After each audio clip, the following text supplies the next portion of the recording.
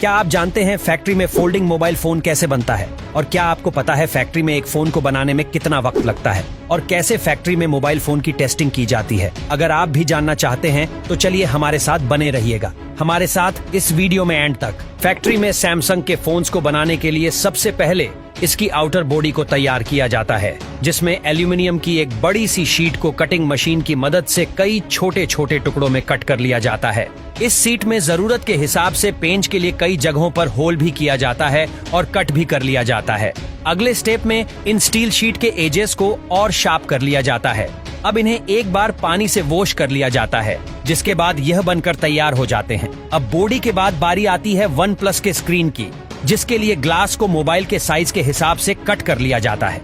अब इन्हें एक स्टैंडर्ड शेप देकर उसे ऊपर से पॉलिश किया जाता है और अब बारी आती है इनके क्लोनिंग की, जिसके लिए इन्हें पानी से साफ किया जाता है। और अब साफ करने के बाद इस स्क्रीन पर कोटिंग की जाती और इसे फाइनल स्टेप में पहुंचा दिया जाता है, जिसके बाद यह पूरी तरह से बनकर तैयार हो जाते हैं। अब फोन को बनाने के अगले प्रोसेसर में सबसे पहले LCD टच स्क्रीन का विजुअल इंस्पेक्शन किया जाता है।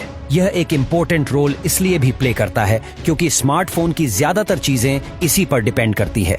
अब अगले स्टेप में इन स्क्रीन को कन्वेयर बेल्ट की मदद से आगे भेज दिया जाता है, जहां इनके चारों तरफ गम लगाकर उसे मोबाइल की बॉडी और टच पैनल को आपस में जोड़ दिया जाता है। अब बारी आती है PCB यानी कि प्रिंटेड सर्किट बोर्ड को इसमें फिट करने की, जिसके लिए PCB पर सारे के सारे इलेक्ट्रिकल पार्ट्स फिट कर दिए जाते हैं बहुत अच्छे तरीके से, और अब इनकी सोल्डरिंग कर दी जाती है। लेकिन इस प्रोसेसर में कोई पार्ट डैमेज ना हो जाए, इसके लिए ऊपर से पेपर टेप लगा दिया जाता है। अब सबसे इम्पोर्टेंट पार्ट में बारी आती है कैमरे की।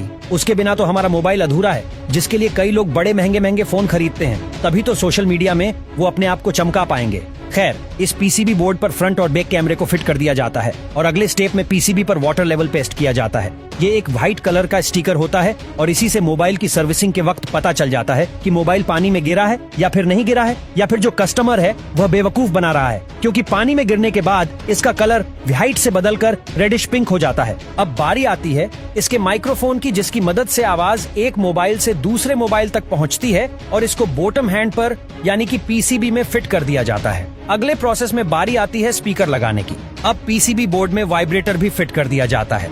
अगले स्टेप में LCD और टच पैनल से इस PCB को जोड़ दिया जाता है। अब मोबाइल बॉडी में साइड की तरह वॉल्यूम और पावर बटन को फिक्स किया जाता है। मिडिल पार्ट में वाईफाई और GSM को फिट करने के बाद मिडल हर्शिंग को सेमी असेंबल डिवाइस से कनेक्ट कर दिया जाता है, जिसके बाद बारी आती है मोबाइल टेस्टिंग की, जहां पर सबसे पहले रेडियो फ्रीक्वेंसी टेस्ट की जाती है, क्योंकि इसकी मदद से ही हम एक दूसरे से बात कर पाते हैं। अब जब एक बार रेडियो फ्रीक्वेंसी ओके हो जाती है, इसके LCD स्क्रीन को टेस्ट किया जाता है, जिसके बाद टेस्टिंग के अगले प्रोसेसर में बारी आती है मोबाइल के mic, speakers, answer, front and back, camera और बाकी के पार्ट्स को चेक करने की। अब जब ये सारे के सारे पार्ट्स ओके हो जाते हैं, तब अब आगे बारी आती है इन मोबाइल फोन के स्क्रू को लगाने की, जिसके लिए एक रोबोटिक मशीन की हेल्प ली जाती है, जो मोबाइल फोन के हर पार्ट में लगाता है, जिसके बाद हमारा स्मार्टफोन ऑलमोस्ट बनकर तैयार हो जाता है। अब एक बार इनके बनने के बाद बारी आती है इनके पैकेजिंग की, जिसके लिए इन्हें पैकेजिंग यूनिट में भेज दिया जाता है, जहां इन मोबाइल पर इंटरनेशनल मोबाइल इक्विपमेंट आइडेंटिटी